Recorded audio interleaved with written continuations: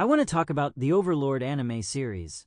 The protagonist Ain's Ulgaun rewrites history by permanently incarnating himself in the virtual world of Yggdrasil. Before his incarnation, the characters of Yggdrasil were NPCs configured by the game and only obeyed the parameters established by their creators.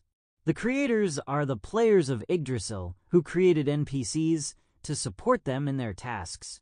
Once Momonga is incarnated in the game, the NPCs become real characters who speak for themselves and who have their own consciousness.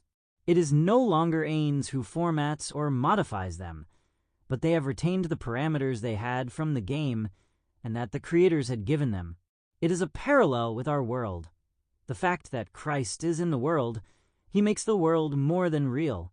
Without his presence, the world reacts to a virtual reality. This reality is real with Christ and virtual without Christ. Momonga, a powerful undead sorcerer, finds himself trapped in Yggdrasil, a popular online game, following the shutdown of its servers. He then finds himself in a new fantasy world. His avatar then takes the form of his new body, and the non-player characters, the NPCs, acquire a conscience and begin to obey him. Renaming himself Ain's Ulgaun, he explores this new world and, without knowing it, becomes the leader who founds a powerful kingdom. The plausibility and resemblance of this series with our universe is striking. When Christ is trapped in the world, or rather when Christ descends into this world, the world becomes more than a total reality. Before that, the world was only a dream, a video game where NPCs bathe among themselves without there being a central character, and therefore a main character and a plot. It is the presence of Christ, just as it is the presence of Momonga, that sets the universe, and therefore the world of Yggdrasil in pseudo-reality. Before his existence on Earth, or before Momonga permanently connected to the game by having a corporeal, physical, and definitive presence following the closure of the game server, the game, and therefore the world, was only a virtual reality.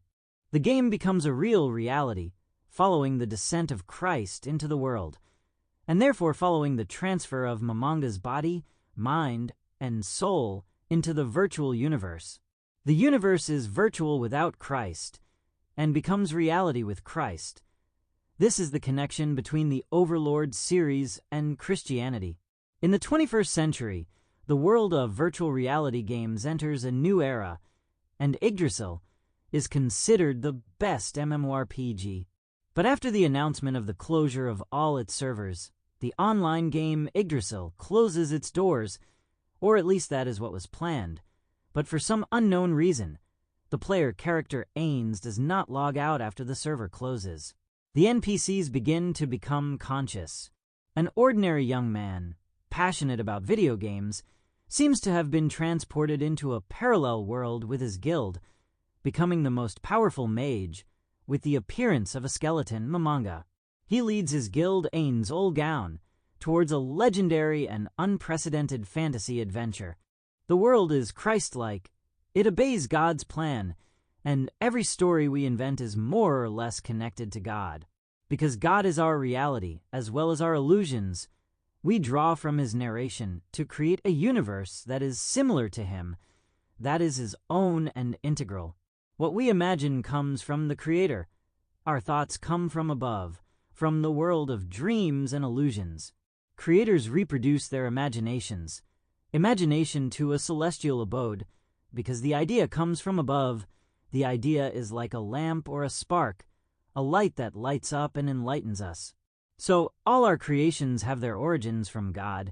It is God who allows us to create, because God comes from an imaginary world. Imagination knows that life is its creation. Imagination is production.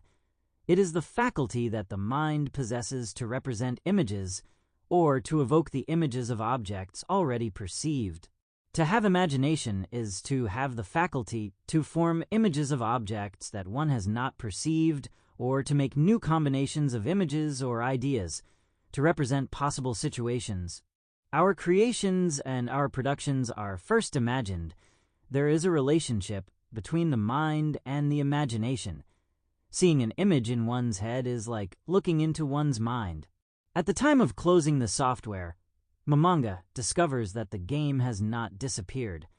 On the contrary, it seems that Nazarick has been transported to another world, and that its various NPCs have become living beings. Momonga is trapped in his avatar form, preventing him from using the game's usual functions, such as general messaging or even logging out. With no other choice, Momonga sets out to find out if there are any players like him in this new world. Taking the guild name Ains Olgaun as a message to the other remaining players, Momonga begins exploring the world in an attempt to understand what happened, while also searching for someone or something that could help him solve this mystery, all while ensuring the safety of Nazarick. Ains Olgaun's behavior seems to have been altered by the game's mechanics, as he shows no qualms about killing and performing other taboo acts in the real world. Once again, the story begins when Momonga logs in for the last time. Yggdrasil's servers are shutting down, and he wanted to put an end to his good times. Only one other former member comes and goes, but only Momonga remains. However, he is with his NPCs in his throne room. As the server shutdown nears completion, Momonga closes his eyes and falls asleep.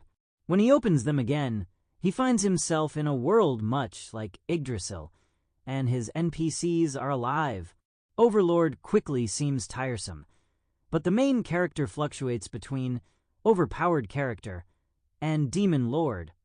Ains Olgaun doesn't want to conquer the world, but he may not have a choice.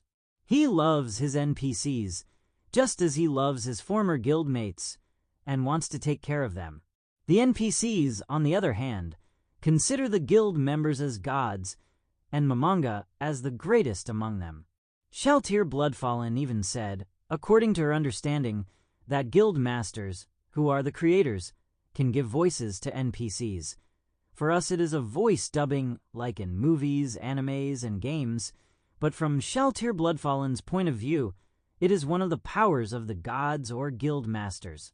This is why NPCs worship their creators, because for them their creators are gods.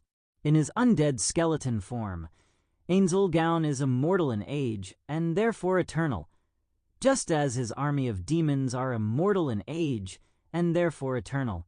In real life, you are characters played by God, and I am the only one who is myself, that is to say, unplayed.